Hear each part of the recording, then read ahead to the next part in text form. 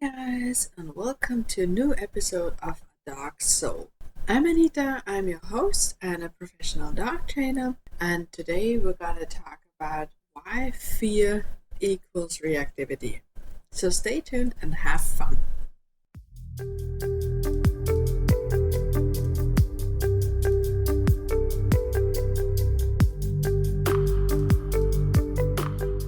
Alright, so let's have a look at reactivity and where it comes from.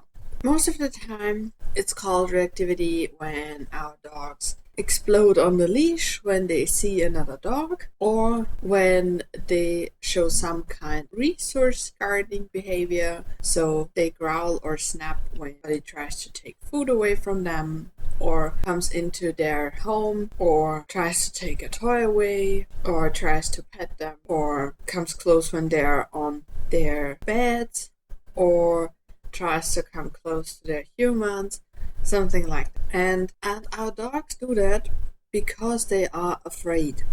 And yes, there is a very little part of the dog community who are reactive on a leash because they are frustrated. That's very likely in young dogs who just want to get to the other dog and greet them.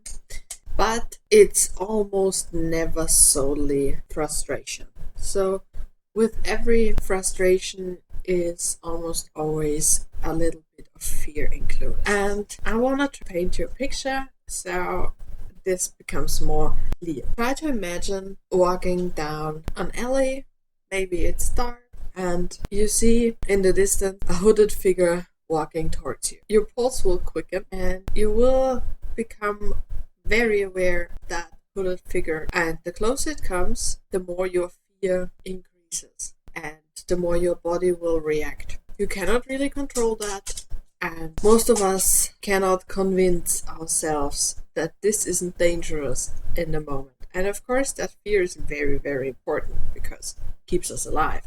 And some of us will just turn around and walk away. Some of us will hide somewhere. But if that hooded figure just follows us and gets closer and closer and closer, and none of our strategies work, then we may start yelling at that person, trying to scare the person off. And if that person walked just past us, then we're relieved. And the same thing happens for our dogs. So whenever they yell at another dog because they're on leash, the other dog disappears. And yes, that other dog would have passed anyway. Our dogs don't know that. For them, it's like, hey, I yelled at him and now he's gone. So that worked. I will do that again. And it's the same thing with resources. Very sadly, some dogs have learned that the only way they can keep their resource is if they bite. Because whenever they tried hiding it or using calming signals to show the person this is uncomfortable for them, the person would continue getting closer. And even if they use warning signs like growling or snarling, the person would come closer or even punish the dog. And that's how dogs learn that they can only keep the resource if they bite, and bite. So this is very sad. But behind it all is the fear of losing whatever they are guarding. If they weren't afraid, they wouldn't have any need to guard it because they would be sure that whatever comes will not take it away. And let's have a look at another example, resource guarding. So let's imagine we are in a restaurant and you're just eating something very, very yummy and the waiter passes a couple of times. And of course, your previous experience has told you that a waiter is just there in the restaurant and is no danger to your food or yourself. So you will not mind him. But if that waiter now comes to your table and tries to take the plate away while you're eating, you will show some kind of behavior, whatever that might be. You might tell him, hey, I'm not done. Or you might pull the plate away, or you might just look at him in a very astonished way. And if he doesn't stop taking the plate away, you might tell him a little more directly. And that's the same with our dogs and resource guarding. And the same thing happens when they're on leash. They are trying to be polite to the other dog, or they just don't know how to interact with a dog while they're on leash because they haven't learned it. It's nothing that comes naturally to a dog. So they are a little insecure in the situation because they don't know how to handle it. And the closer the other dog comes, the more unpredictable the situation gets for them.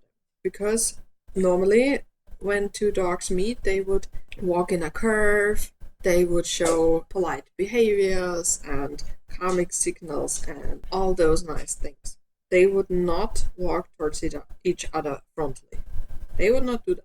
But on the leash, they have to do that. So when a dog hasn't learned that this is not a dangerous situation, of course it looks dangerous to him because it's something another dog would only do if they're confrontational. And that's why we have to provide some kind of help and support for our dogs in that situation. And we have to keep the distance so that our dogs can learn how to interact with another dog on a leash.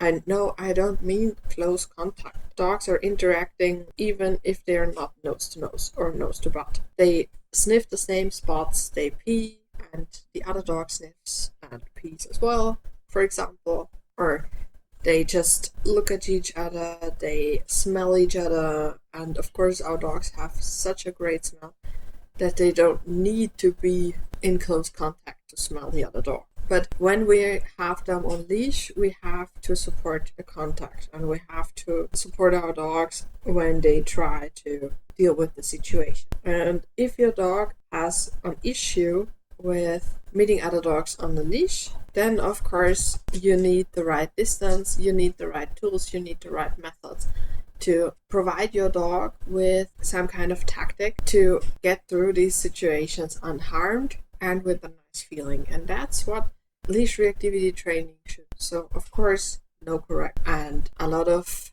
nice things, a lot of rewards, and a lot of playing with the right distance to the other dog so that our dog can feel comfortable all the time, or at least most of the time. And yes, if there is something happening that we cannot control and another dog is close to our dog suddenly and very, very near, then we have to have something in our toolbox to help our dogs in that close situation. So some emergency signals, that's very important. And another thing that we shouldn't forget is that we ourselves sometimes get afraid too. And that happens especially when we have our leash reactive dog for a very long time, because we expect something bad to happen and we don't want that, and so we're afraid to go into these situations. And that's totally normal. There's nothing wrong if you see yourself getting a little anxious